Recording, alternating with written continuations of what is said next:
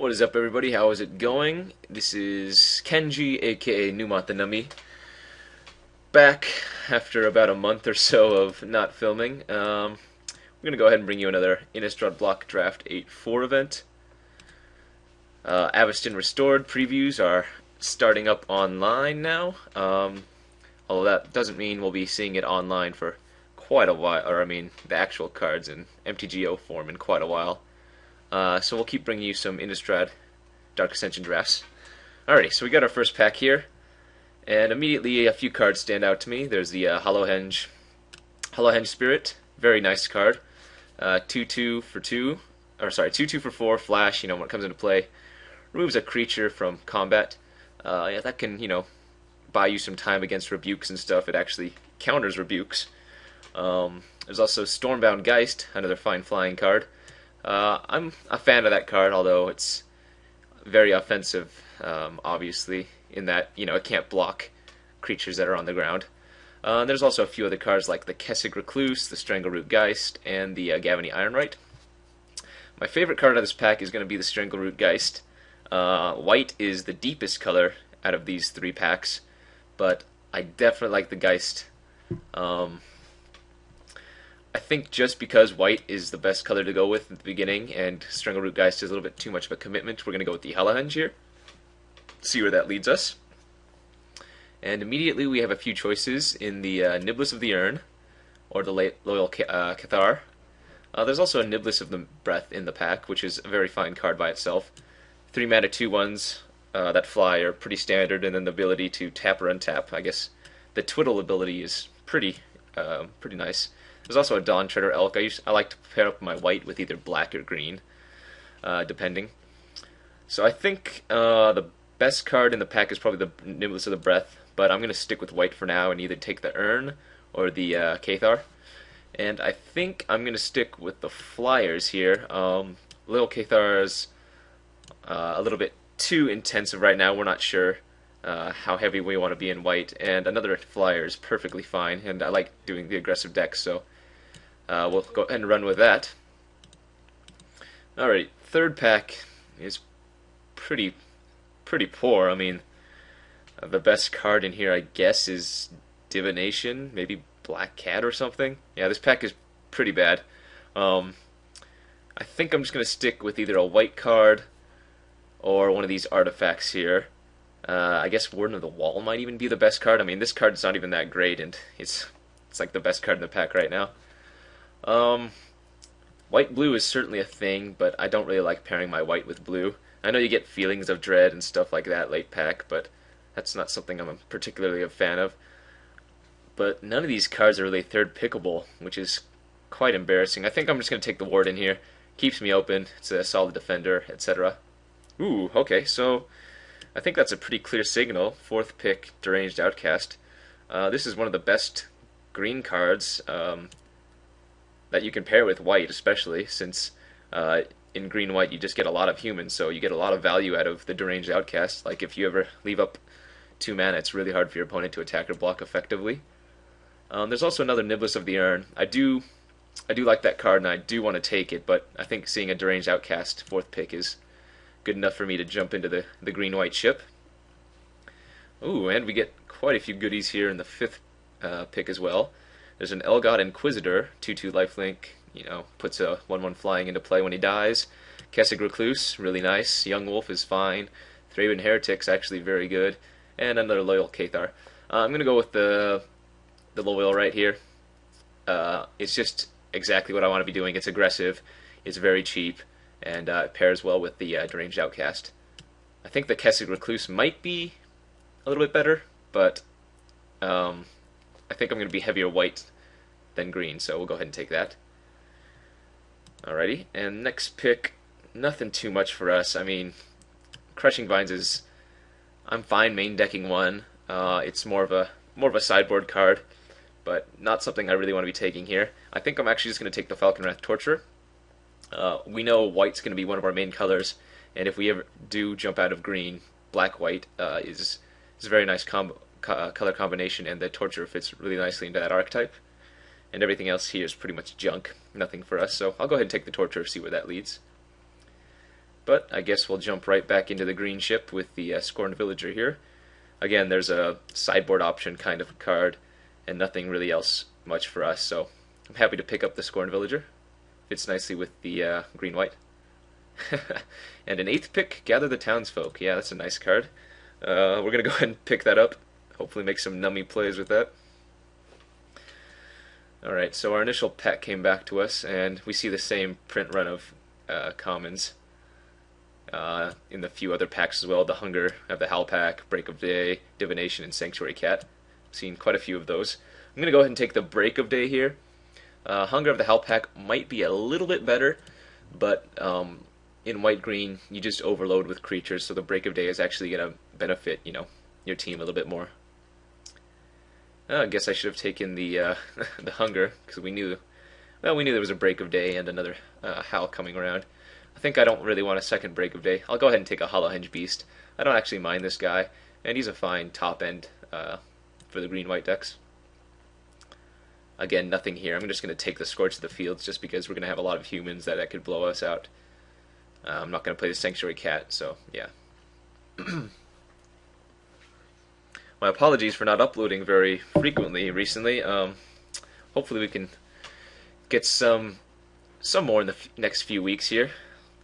Alright, just take another Scorch of the Fields. I didn't get a chance to upload any of the cube drafts that they had online either, and those were quite fun. I don't know if you guys had a chance to play in those or check a few of them out, but cube draft is pretty nice. I mean, a lot of people talk about little issues that they had, some cards that should have been there, some cards that should have been in there, etc. But overall, it's a really fun experience. First packs turned out pretty well for us. I mean, all of our white cards are very playable, and the greens, not bad. We're not solidly green right now, so we'll see what we can pair. We get a decent sideboard card in Ray of the Revelation, and Arcane Laboratory in white. I don't know if you guys remember back in those days, Arcane Laboratory, and Dromar the Banisher. It was called Gomar, something like that. Play on the words of Drago, Drago.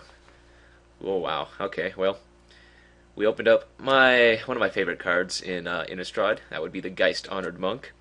Easily the slam pick here. It's a bomb, and you can bet it's going to be pretty huge in our deck, considering it costs 5, and we have so many creatures that come out before that point. Not to mention he puts out the nice 2/1/1 flyers on his own. There's also a Slayer in the Wicked, and a few other nice cards in here, but we're probably not going to wheel anything. If we're lucky, we might get like the Unruly Mob or Spidery Grasp. There's a funny story with the Geist Honored Monk. I remember I played out that card. I played out the Geist Honored Monk on an empty board, and then my opponent quickly followed it up with Curse of Death Holds targeting me, so that wiped my board. Anyway, second pick out of the Innistrad pack, and we have two main options I see here. The Doom Traveler or the Midnight Haunting. The Demon Malholbrook actually is pretty fine in the white-green deck, especially since you have so many token producers and creatures that, like the Loyal Cathar. When it dies, you get an effect, or you get value out of it anyway. I think I'm going to go ahead and take the Midnight Haunting here. I'm just a fan of the Midnight Haunting type cards, Lingering Souls, etc. Although I do think I overvalue Doom Traveler quite a bit. I think this is like the nut one drop. If I can get like 3 of those in any deck, I feel pretty invincible. But we're going to go ahead and take the Midnight Haunting here, and probably not going to wheel much, but we'll see. Alrighty, next pack has pretty much a blank. I mean, I guess I'm gonna take the Mask of Avacyn, because I don't really want to play the Siege Mastodons, or I mean the Thraben Purebloods. Yeah, and there's really nothing else. I mean, Witchbane Orb is fine against like the Milieu decks, but I mean, pretty poor. Plus the Mask of Avacyn's pretty decent on like the Geist Honored Monk, or if we happen to open a Mayor of Averbruck, that'd be pretty nice. Civilized Scholar, some other nice cards in the pack, but nothing really for us, so we'll go ahead and just take the Mask. And follow that up with an Ambush Viper, I think. Blue seems to be moderately open. We've seen quite a few good blue cards going by. And to be honest, I should have probably jumped ship into the blue-white, but like I said, I like pairing my white with either black or green. I'm not a huge fan of pairing it with blue, so I'm going to stick with that plan and take the Viper here.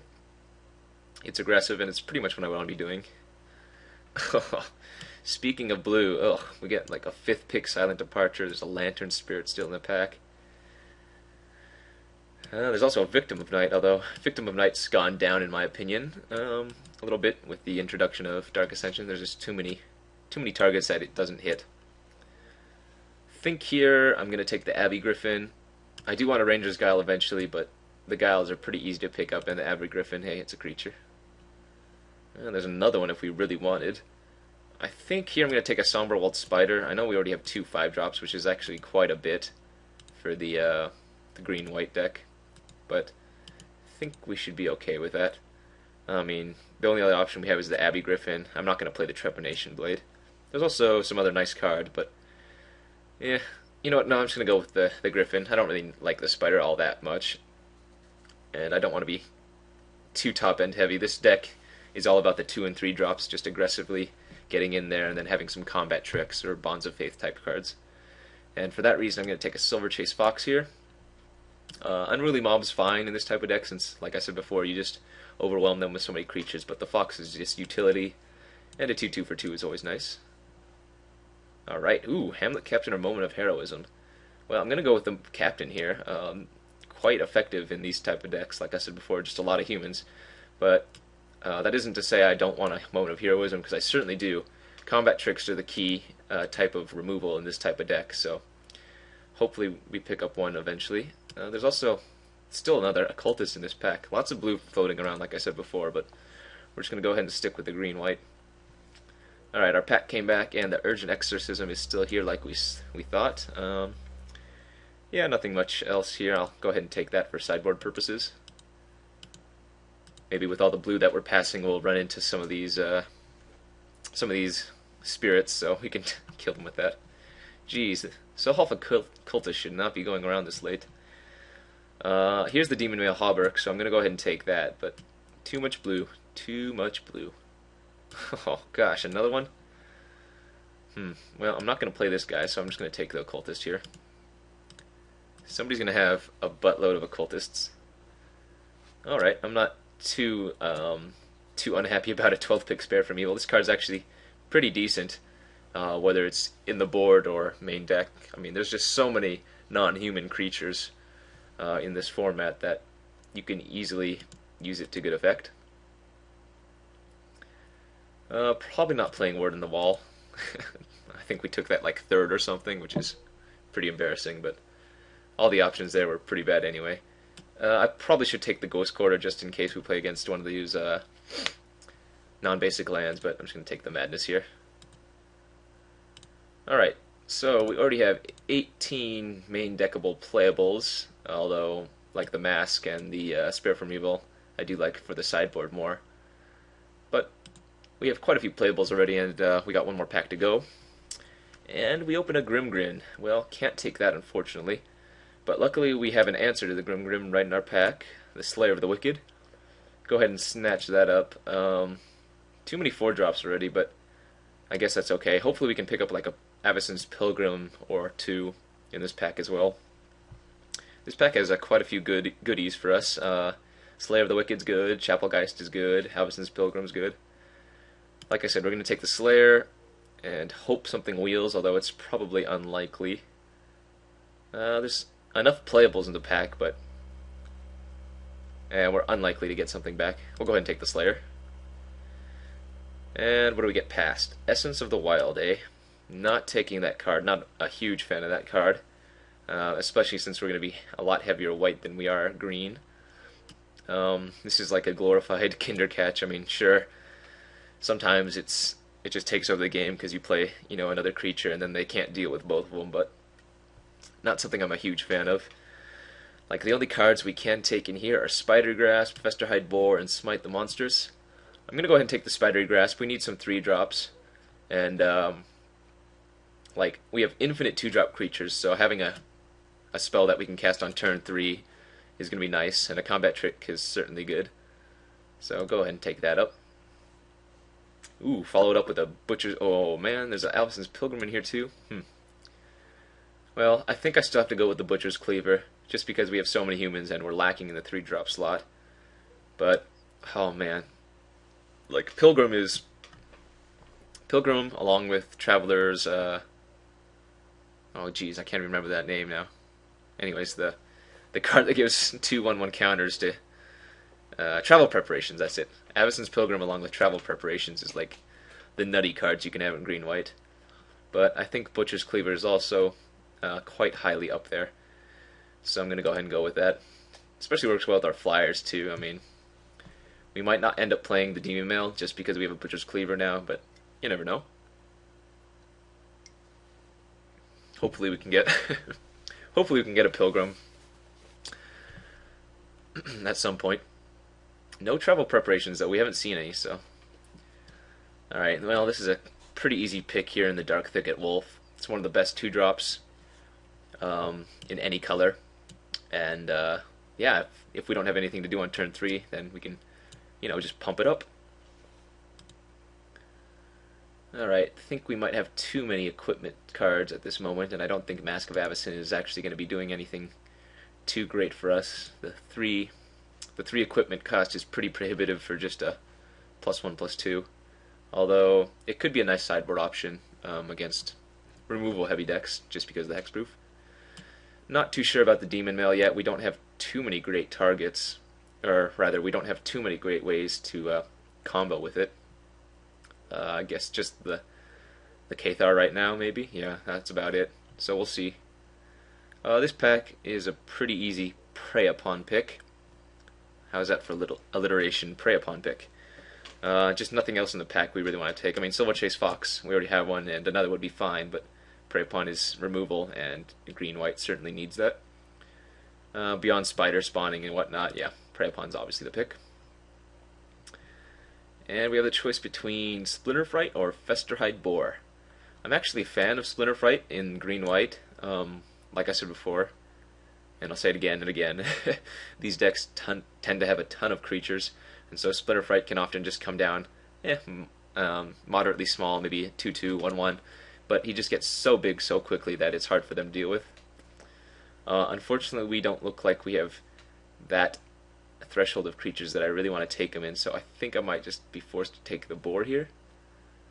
Well, let's see, there's still 10 picks. Probably not playing the Hauberk. Yeah, you know what, I'll go with the Splinterfright, give it a go. See if we can pick up enough creatures to make it viable. Here, we're going to take the Voiceless Spirit. Sharpened Pitchfork is fine, but I think we want to have the creature. If we hit 17, maybe 18 creatures, then Splinterfight's going to actually become pretty decent. Alright, so we have the choice between another Spirit from Evil, Sharpened Pitchfork, or a Caravan Vigil. Let's show all and see if we have any good splash targets for the Caravan Vigil. Does not look like we do, though, so Vigil's out, and we already have a Spirit from Evil, so we'll go ahead and go with the Sharpened Pitchfork. Probably won't play it, but always nice to have. Well, I guess I'll take a third Abbey Griffin over the first Thraben Purebloods. Alright, well, there's a Festerhide Boar for us, so that's nice. Counterdraft the Fortress Crab, because that card is OP. Foil is foil. Sure, okay. So, well, we didn't get any travel preparations, and we passed 2 Avacyn's Pilgrims we could have taken. But I think our deck is still pretty strong. I mean, we're quite aggressive, and we have Geist-Stranded Monk, so hopefully that can just do whatever we need it to do. We also have the Butcher's Cleaver, which is really nice. And that might be the only equipment we play. The Hauberk is, again, a possibility, but not a certainty.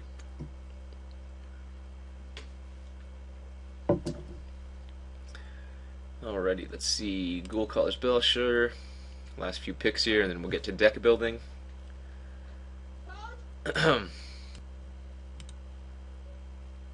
Alrighty. And the deck should be fairly easy to build. I mean, the cards that we're playing are pretty cut and paste. Okay, here we are. Prey Upon. I guess we're playing all of our green cards. Well, that makes it easy. So the hauberk, the pitchfork, and the mask are all potentials. And we get to our white. I'll start off with one Abbey Griffin. We'll see from there if we want to add the other one or two. Break of Day might even be a sideboard possibility. Well, let's see. We're at 22 right here, and actually we have a really nice curve. And so our potential options are Spare from Evil, any of the equipments, another Abbey Griffin. Yeah, okay, so those are the cards that we could add for our 23rd. And I don't think I need an Abbey Griffin, although the 17th creature would be really nice for the Splinter Fright that we are running. Sharpened Pitchfork. How many targets does Pitchfork have? Let's see. We have 1, 2, 3, 4, 5, 6, 7. 7's probably enough to run the Pitchfork, although I don't think I'm going to run it here. I think between like the Captain, the Deranged Outcast, and Butcher's Cleaver, we already have enough cute things that we can do with humans. It might just be the Abbey Griffin, which is a little bit awkward because I don't like this many 4 and 5 drops when we don't have any pilgrims, but that might have to be the case just so we can overwhelm them. And that would put us at how many flyers? Let's see, we have the Geistarted Monk. 1, 2, 3, 4, 5, 6. Okay, so that put us at 6 flyers, which is pretty good. Let's see how our spells are breaking down as. The Midnight Haunting and Gather Townsfolk are obviously creature spells, or light creature spells, but we'll just move down anyway. Alright, so that's how it's looking with that type of curve. Boy, I guess that might just be the Abbey Griffin, as sad as that is. Man, it just feels like one of these equipments will be a lot better. It might even be better just to cut the Splinter Fright, add the Griffin, and add one of the equipments. Because actually, if we're not counting the Splinter Fright's ability, or I mean, we're not counting actual creatures, we actually have 18 because the Gather, the Townsfolk, and the Midnight Haunting. Splinter Fright, I like you so much, but maybe it's just your time to go. Alright, we're adding the Demon Mail. It actually combos well with the Splinter Fright in that we can sack our creatures, make him a little bit bigger. And I think this is the 23 we're gonna run. We're gonna go, let's see, 9 white, 8 green for sources. Let's look at stats, make sure that seems okay. Yeah, we're a little bit heavier white than green at this moment, and I like this curve. So let's see what they suggest. Yeah, and they suggest 9-8 as well. So hopefully that lets us cast the Loyal Cathar turn 2, and if not, we'll have plenty of other options that we can do. Alright, we'll go ahead and submit this, and we'll see you guys back for round 1.